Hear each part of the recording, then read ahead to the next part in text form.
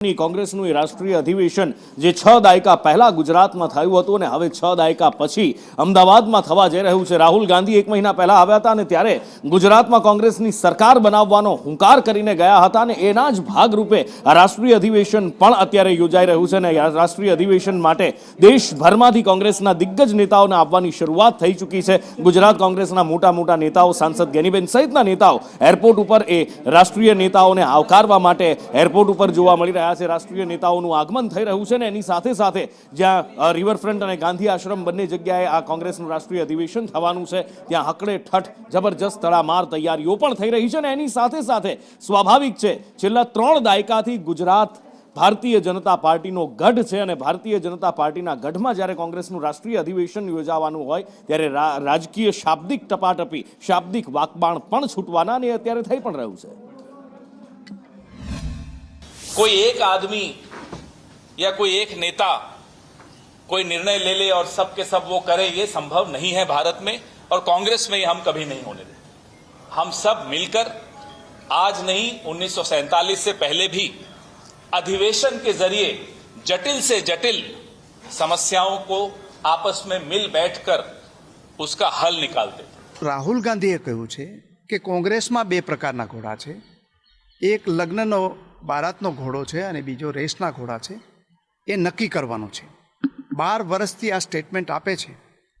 હું તો એમને સમજાવી નથી શક્યો, પરંતુ એ સમજાવે કે ભાઈ કોંગ્રેસમાં છે એ ઘોડા છે, એને નથી સમજાવી શકતા અને એને કારણે જે એની માન્યતા છે એ ગુજરાતની પ્રજા સાચી પાડે છે અને એને કારણે આજે વિરોધ પક્ષના જે માન્ય વિરોધ પક્ષ તરીકે રહેવું જોઈએ એ પણ ગુજરાતમાં રહ્યા નથી।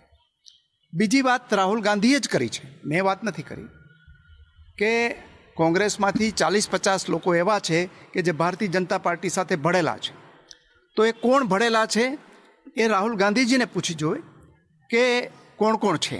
ये फख्र और गर्व महसूस हो रहा है कि मैं गुजरात की इस पवित्र धरती, जो बापू की धरती है, पटेल की धरती है, उस धरती पर हम लोगों को आने का अवसर एक बार फिर मिला है। डबल इंजन की भाजपा की सरकारों में जिस तरह से तबाही का मंजर देखने को मिल रहा है वो आज सच में चिंता का विषय, जिस पे चिंतन करने के लिए अखिल भारतीय कांग्रेस कमेटी की ये बैठक गुजरात की पवित्र धरती के अहमदाबाद शहर में होने जा रही है। अमेरिका ने टैरिफ बढ़ाया और आज देखिए किस तरीके से जो बाजार ऊंधे मुंह आकर गिर गया है।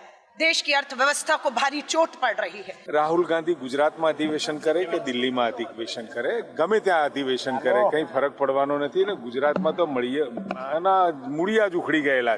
कांग्रेस जेवुं गुजरात में कई बच्चुं नथी अने खुद राहुल गांधीजी ने कहेवुं पड़े कि अहींया 2 प्रकारना घोड़ा छे अने स्टेटमेंट आप्या पछी पण आटला दिवस पछी એ બાબતનો કોઈ નિર્ણય ના લઈ શકાતો હોય, કારણ કે કોને ઘોડા ગણવા અને કોંગ્રેસમાં કોને ગધેડા ગણવા એમના માટે જ એક ઇસ્યુ છે।